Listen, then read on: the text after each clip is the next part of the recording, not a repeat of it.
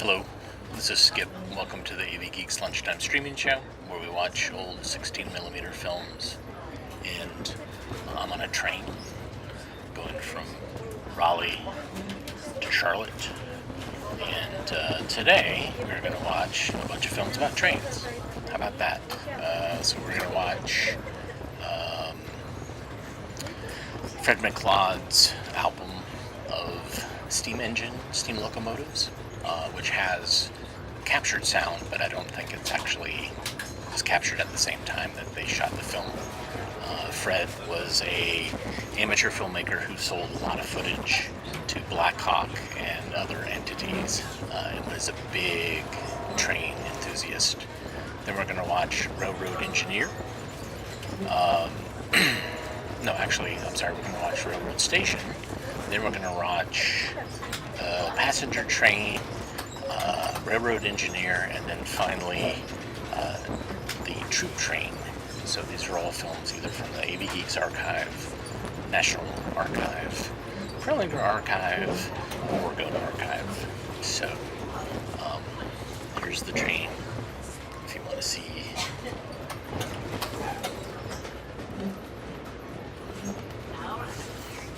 We just left Burlington. My laptop is about to die, and the outlets they provide on here don't work. So, and also the Wi-Fi is not good enough to support live streaming, so that's why you're getting a recording. Anyways, everybody have a great Friday, and we will see you next week.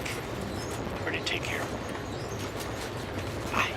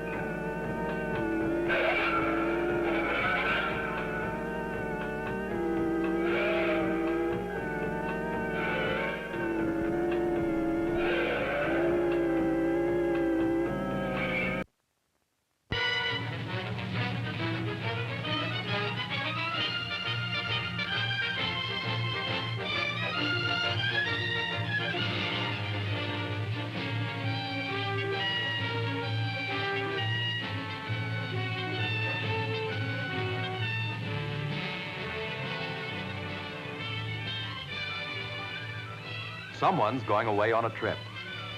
The traveler is Bobby Watson. He's going out west all by himself to spend his vacation on Uncle Ray's ranch. And while Bobby gets all scrubbed and polished, cleaned and combed, down in the railroad yards, his crane is being showered, soaped, and steamed all at the same time. Before every trip, passenger cars are pulled through an automatic washing machine where they're scrubbed and polished until they shine.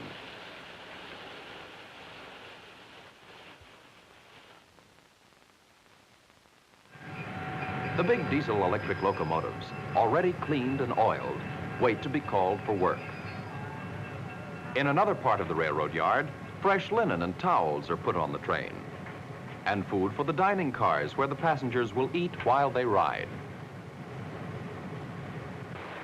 The Watsons live in a big city. Just now, Bobby and his father are coming to the station in a taxi. Some passengers arrive on foot, some in cars, and some by bus.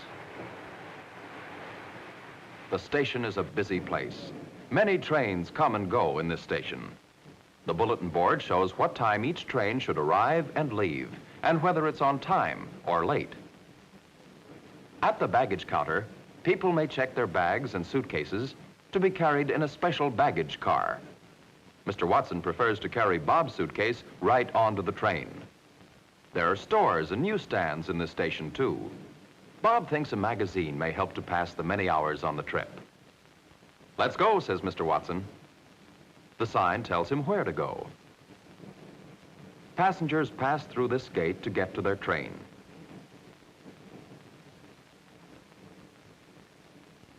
Each passenger shows his ticket to the gateman so that the gateman can be sure that each passenger gets on the right train.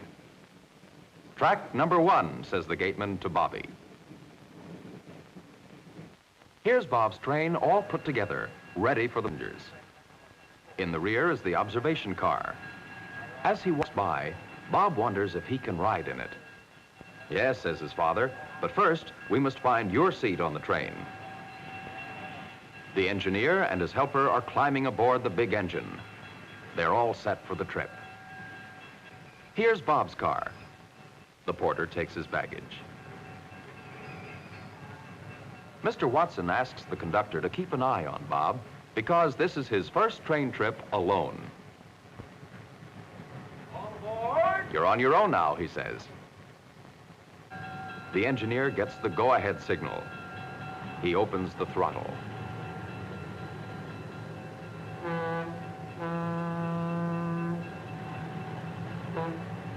The huge locomotive sets the train in motion, slowly at first.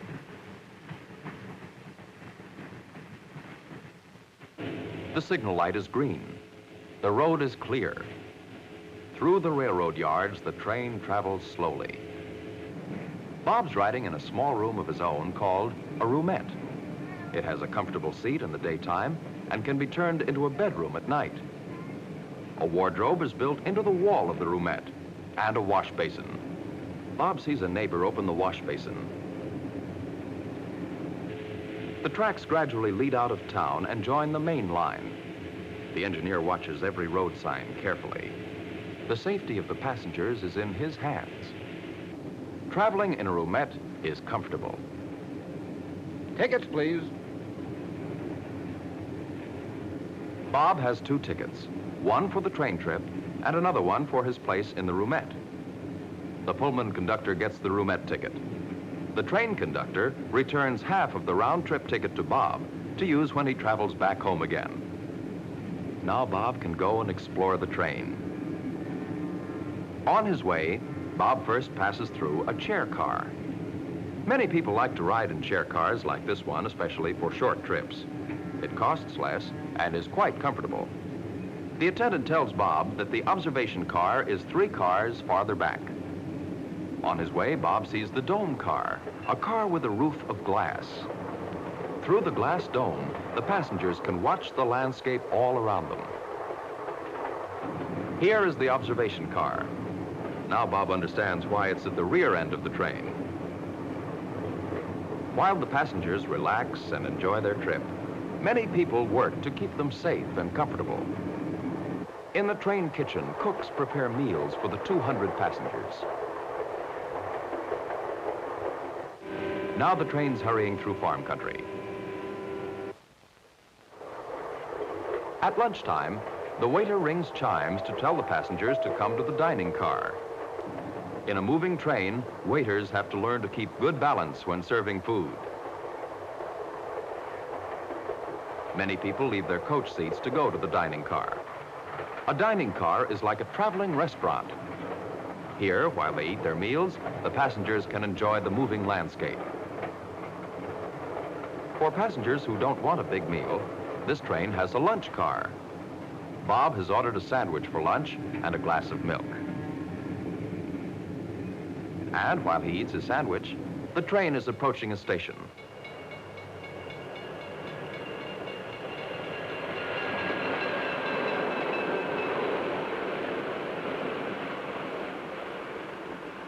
It's just a small one, but it's important for the train crew because here, the engineer and his helper are leaving the train and a new crew takes over. This way, the train has a rested engineer every few hours.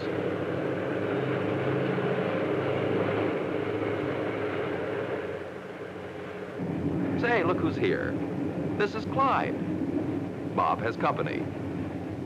Now the boys can watch the landscape together.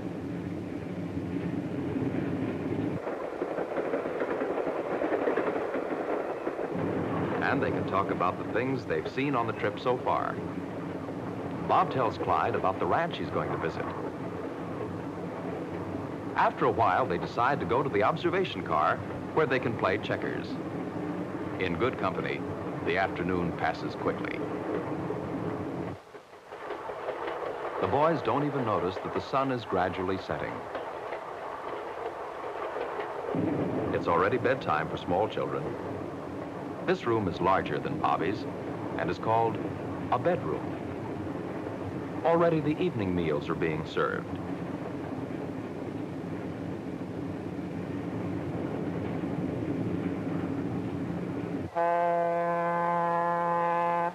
While the train speeds into the dusk, the porter prepares beds for his passengers.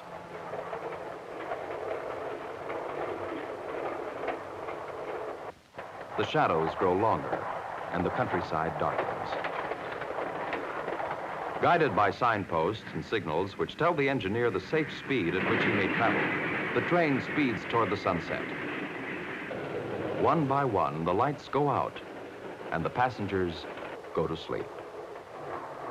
This is how a passenger goes to rest in a roomette prepared for the night.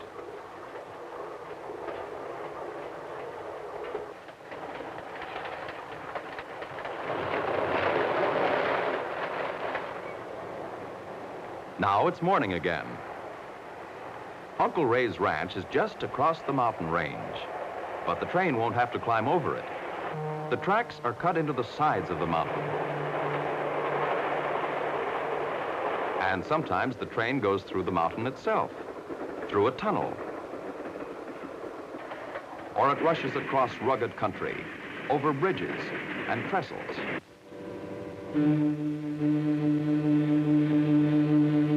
Are you ready? Asked the Pullman conductor. Bob will get off at a small station where the train stops only for a moment, but he's all packed and ready.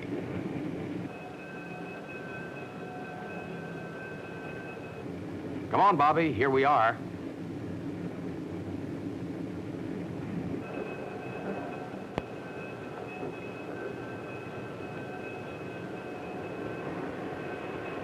The porter carries a step for passengers so that they can get off the high cars easily.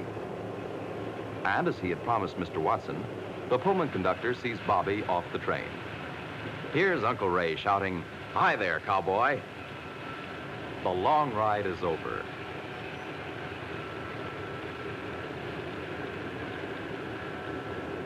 Uncle Ray's Jeep is waiting. The train starts off again, and off goes Bob to the ranch, to new adventures with cowboys and horses. But the train goes on across more mountains, more valleys, across desert country until it reaches its destination, California.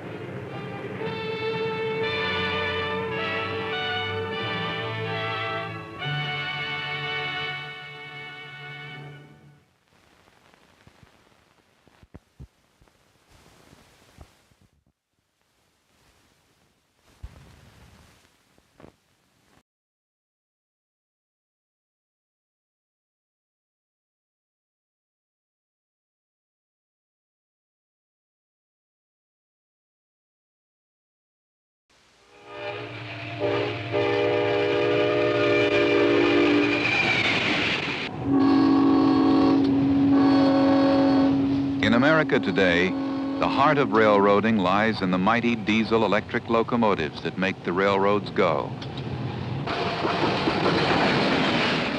This one is new, just out of the factory and ready to roll, being tested before delivery. These huge power plants on wheels are called locomotives by the men who make them. To the rest of us, they're simply engines. And in the lore of American railroading, the men who drive them are still called engineers. But the men who design these big prime movers are professionals, university-trained mechanical engineers, whose specialty is the design and construction of locomotives. Anderson Mazoka of Zambia is a professional engine building engineer.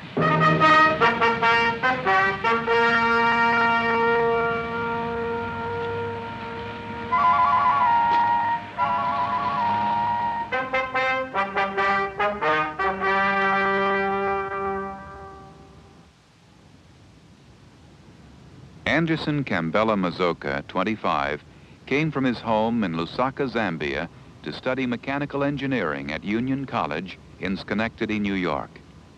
He graduated in 1969 and went to work at the General Electric Company's locomotive plant in Erie, Pennsylvania. Here, he will learn the practical aspects of engine building and eventually railroad operation. General Electric has been building locomotives since 1893. But the needs of railroading throughout the world change, and engineers like Mr. Mazoka and his colleagues must adapt the mechanical design of the locomotives. Now, the boss wants us to lower that engine. So what you have to do is find out what that angle is and find a device or a coupling that will be able to drive that required horsepower. But we can't restrict this area. You can move the radiator down and still have plenty of area to discharge the air. Well, what do you say about the exhaust ducts here? Don't you think that if we raise it too high, you might have little but limited room here to blow out the air? The thrill of an engineer, I think, the way I look at it, is where you start from the paperwork, and then you go on to the hardware, and you put this hardware together. And then the final stage, you have an equipment that's running, like the locomotive. And that's, I think, the greatest theory we have. And that locomotive, after you've done it, is going to do a purpose that's going to serve the community and the people. My duty as an engineer is to advance the technology of the country. And I am looking forward to put all my force and all my energy in developing the technology of my country by the way of the railroads. The time Mr. Mazoka spends in the shops at the General Electric plant is as important to him as working on locomotive design. The job of putting these giants together is one that takes equipment as powerful as the locomotives themselves.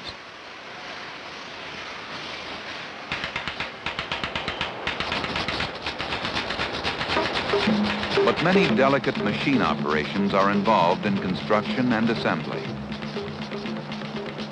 The engineer must understand and design for the skills of workmen and the limitations of machines with which his locomotives will be manufactured.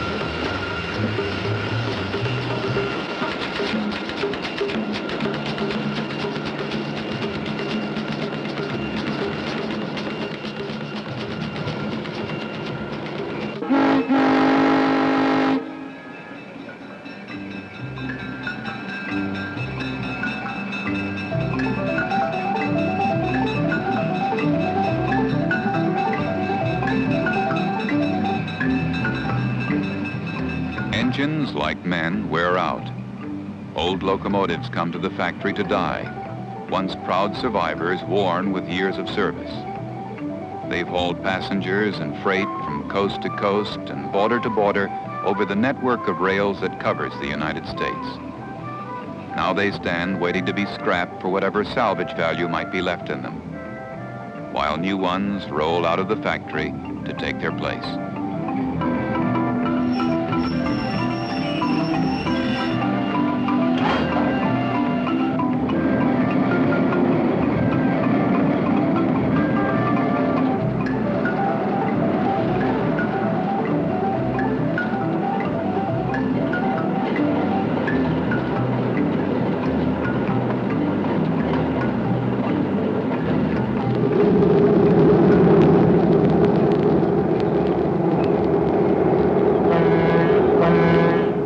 I love to see a locomotive that, putting pieces together and see them run and serve a purpose. And at the same time, from my own experience, a locomotive is a prime mover of goods, which are so vital to the economy of the country. And for that reason, I find that's one of the exciting things. The amount of load you can move on by use of locomotives is so large compared to any other means of transportation.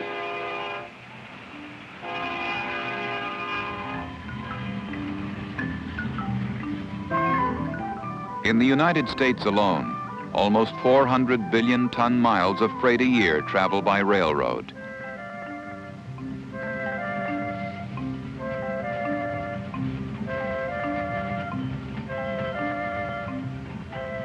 To meet the increased demand for more goods, the railroads have had to adopt new methods. 19, Jack. Marty. Yes, now, how's the steam first?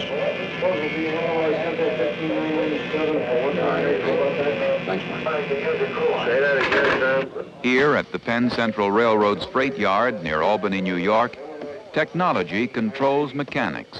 Electronic equipment and computers do the work of men.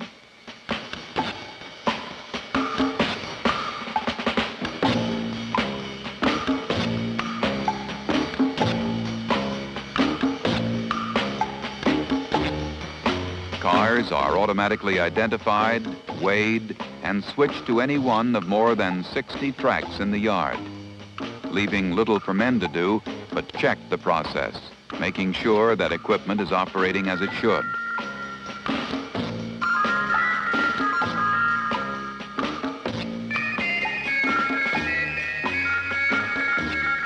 One thing hasn't changed.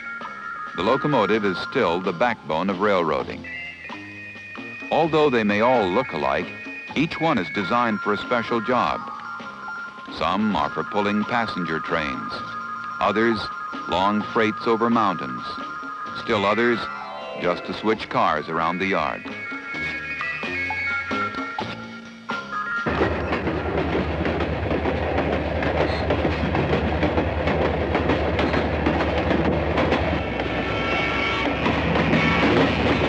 Equipment is important, and so are the goods that are carried.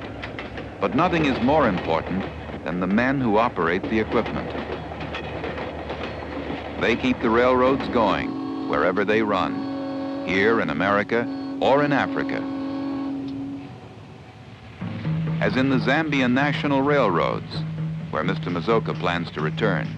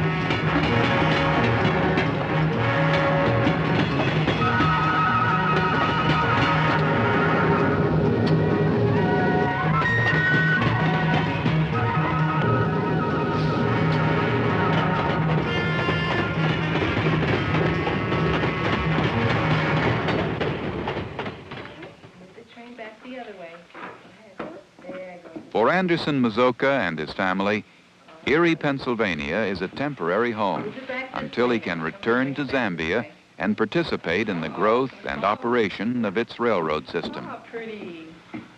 Where are you going now? My daughter's name is Machenje. Machenje Florence Mazoka. The name Machenje comes from our family. It was the name of my aunt. And the name Florence is the name of my homestead mother. So when I come to this country, you stay with a family for 2 weeks or so before you go to college. And in honor of the lady of the house, I decided to name my daughter Florence. Well, it's time to go to bed. It's time to go to bed. Come here. Yeah, come here. No, not on the couch. That is going to change his mind. Okay. I don't think we're going to get out of bed tonight. The world is changing and technology is changing. The more education you have, the better you're off. Now, for instance, the college degree I got in mechanical engineering is good enough for the present. But if you're to look in the future, as far as technology is concerned, a graduate study is quite a necessity. And that's why I thought that if in this spare time I have, like after work, I should go to school and get as much knowledge as I can. And as technology looks to the future, so do the engineers and designers. With a sketch, and what we have here is one of the first ideas for a new locomotive. If we can step over here a minute, as you can see up here on the board, this locomotive, Andy, is a U-50, which we made about 5 years ago. Of some of the locomotives that we've made in the past, probably one you're really interested in would be this Zambian locomotive. Did you design the colors? Yes, when we were originally proposing locomotives to your railroad, I made colored sketches very similar to these here. You mean and we picked and followed your national colors in order to come up with a nice design. In our Muskegon straight electric locomotive, is shown in this picture here. We do have an operator's cab, although it's not really used because this locomotive is automatic. Railroads have been in existence for almost a century and a half. In this day of moon rockets, they may seem old-fashioned, but they are, as they will continue to be for a long time, the only effective carrier of large quantities of goods and people. And under the guidance of inspired and experienced men like Anderson Mazoka of Zambia, they will continue to respond to the challenge of the future.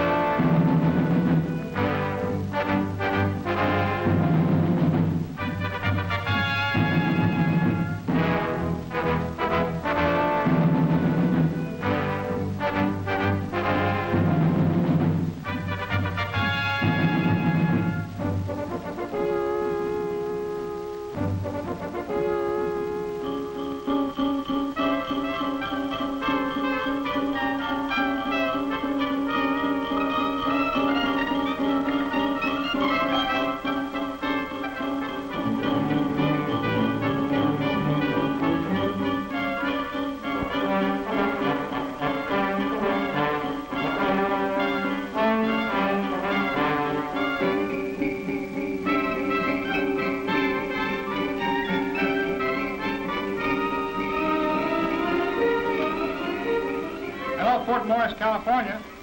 Lieutenant, the westbound movement will be made by Chicago, Denver, and Salt Lake City. Transportation officer at Miami, Florida says 47 flat cars are spotted now. You've got the green light. Report when you clear Cleveland. Hello, operator. I have a call in for Seattle. This is a hot move. Give it a high priority. I just talked to San Antonio, Texas, and train number 21778 left the camp at 11:05 a.m. Colonel Fitz, will you please carry these orders into effect? Yes, sir. This is Colonel Fitz, Army Ground Forces. The commanding general has decided to move the 201st Armored Division by rail. Alert traffic control and everyone concerned.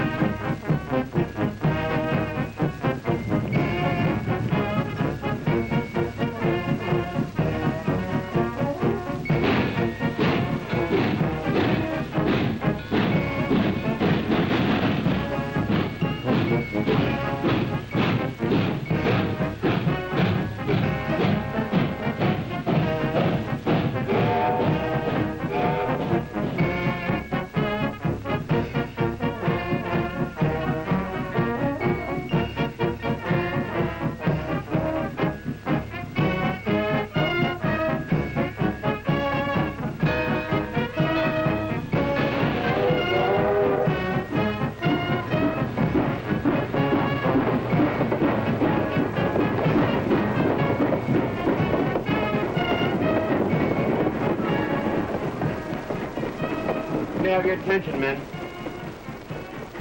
There's going to be 3 men in each section sleeping tonight. 2 in the lower berth and 1 in the upper berth. What's an upper? You'll find out tonight, boy. We're pulling out now, men, so at ease.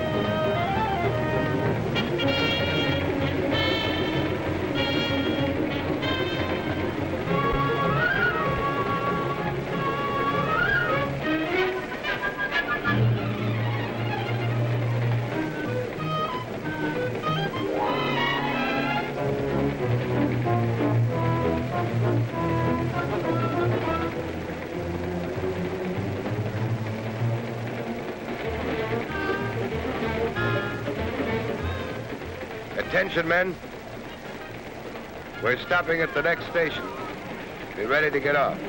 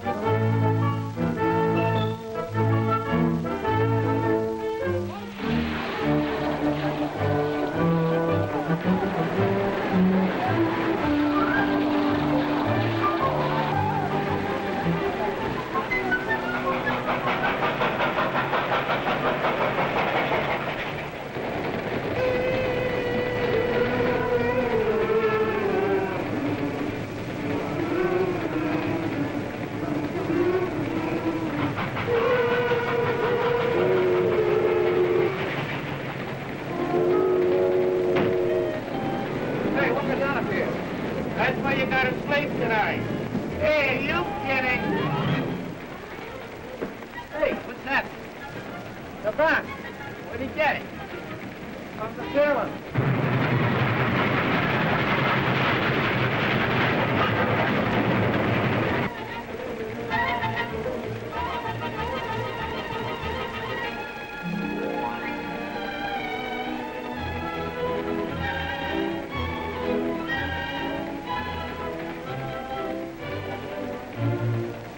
Attention, men. Anyone I catch smoking in the berths will get KP for the whole trip. Is that clear?